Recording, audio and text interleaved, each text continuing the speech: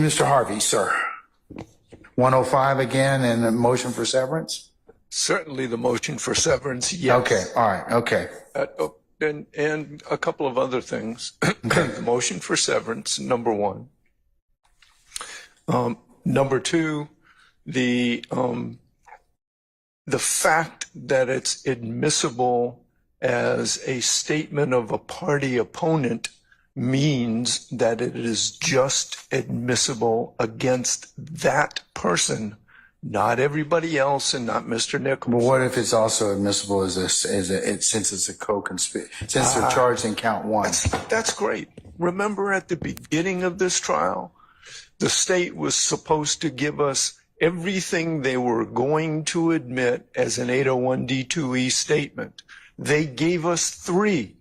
This isn't one of them, and I would object to this being admitted as a co-conspirator statement under 801D2E. I do not think it is in furtherance of any conspiracy, number one, and we weren't provided with this. We didn't litigate it before, and the whole purpose for you. Okay, and assume you're correct.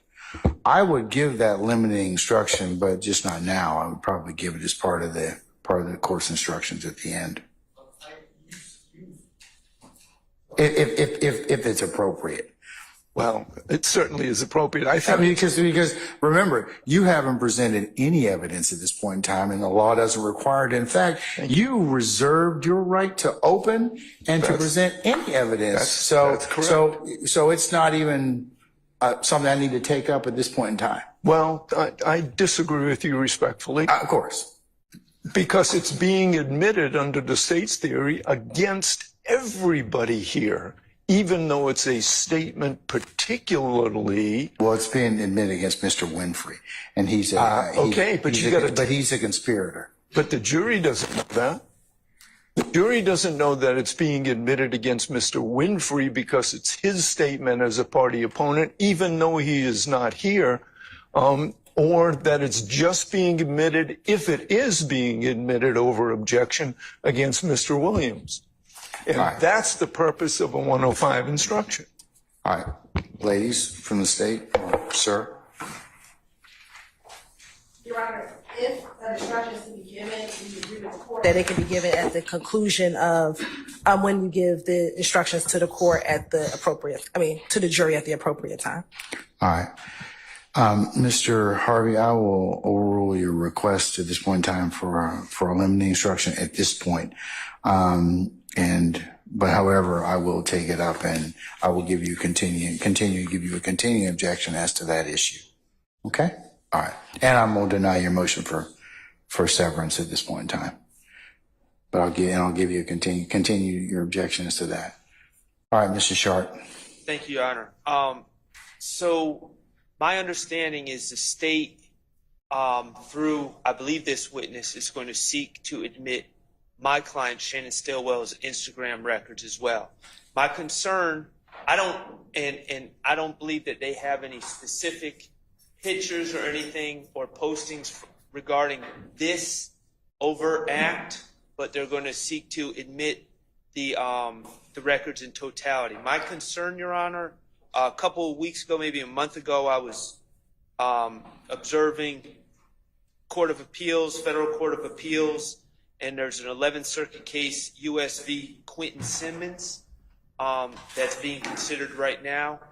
And the issue in that case is when records, in this case... They haven't been decided yet, right? Well, but just answer my question. Has it been decided yet? Been decided. Okay, all right. Okay, but the issue is when, whether it's records or surveillance state, when it's admitted in totality, it's in evidence at that point. And even if we are just focusing on 1 or 2 pictures, say, of my client's Instagram photos, if we admit the records in totality, that puts it all in evidence, and that makes it all fair game for closing and fair game for arguments, whether those individual excerpts or pictures are prejudicial, whether they're relevant and the like.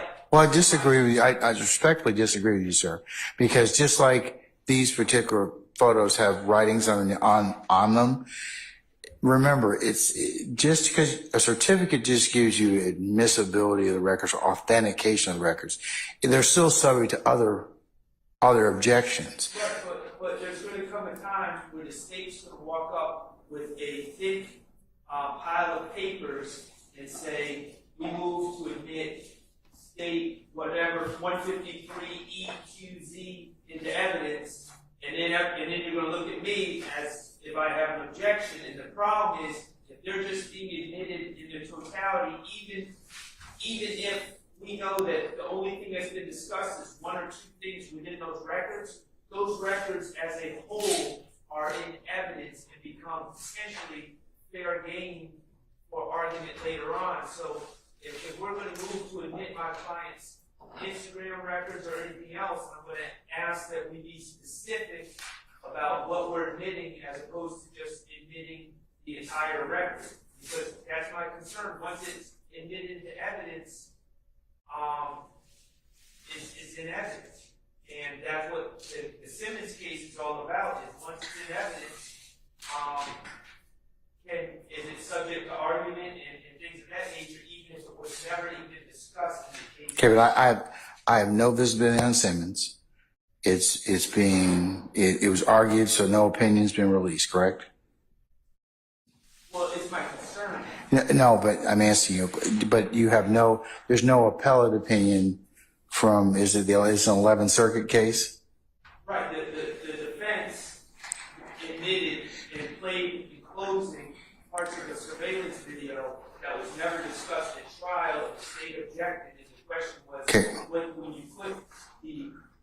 put the entire surveillance video, say it's 2 hours in the evidence, and you only discuss at trial 1 minute of that surveillance video, whether the defense was allowed to.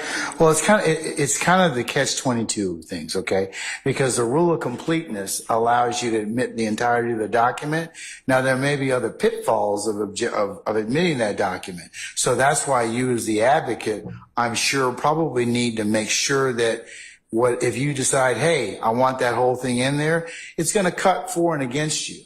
So you need to be careful, and you need to make sure you have a great understanding of the entirety of that document so you don't have issues that kind of come up. And since I haven't, since I haven't seen Simmons, and I don't know kind of the parameters or left or right limits of that, I can't really give you any more guidance on it. I'm really going under the 4-1 judge as a happy judge, because when the state, I'm just letting Your Honor know, when the state brings forth hundreds of pages of my client's Instagram records, and they're saying, well, we just want to get it in for this one particular purpose, I'm going to have to halt proceedings and say, well, let's have an inspection of every single piece of paper. Well, that's up to you. Here's the thing. I'm telling you that you either can do one or two things. You can either acquiesce to the state and say, okay, those four are fine. Or you can say, under the rule of completeness, Judge, we want it all in. Okay, but that's up to you as an examiner, as an advocate. So, but you know that's your call at that point in time, Mr. Shard. Okay, well, my understanding is you're going to seek to introduce the records in the ballot. I don't know. Are you going to admit Mr. Stillwell's entirety of his Instagram, or are you looking to do kind of what you similarly did here, which is just, the relevant portions? Yeah, I think that's the part that's missing here, Your Honor. When we introduce the entire record, we have to introduce the entire record to say what excerpts came from those records. And if Mr. Shar says his concern is we'll just be able to get up and talk about parts of the record, but if the court hasn't admitted that portion, I haven't admitted that portion of or it. if we haven't talked about it within the confines of the evidence coming out, then that can't be brought up in closing or some other portion. The state's intention with any of the records is to excerpt out what we intend to introduce and share that with defense counsel, similar to what we did today. So moving forward, that is the state's intention to identify what we plan on introducing, providing that to defense counsel so that if there are any objections, they Well, can. it's only says binding on the state, and I'm fine. I'm just letting. I think it seems to be that that's what, that's what they're asking the court to do. And even though a certification applies to all of the records, they're only asking for these, like, for example, for this exhibit, they're asking for 4 of these. Now, on the rule of completeness, if the examiner wants the rest of them, then you take it kind of as you take it as you find it. So there may be things that help you and things that hurt you. But what they're saying is, as it pertains to your client, unless you ask for the rule of completeness to apply, that they're only going to ask for a particularized number of things to be admissible, and they're not getting into everything. As long as it's binding on him, I'm fine. That's fine. I don't think that. I think that as Ms. Hilton has mentioned, that would be accurate in terms of. I have not admitted the rest of other than those exhibits or excerpts, so it would be kind of improper for you to kind of go into something else. We don't intend to, Your Honor. Answer your question, sir?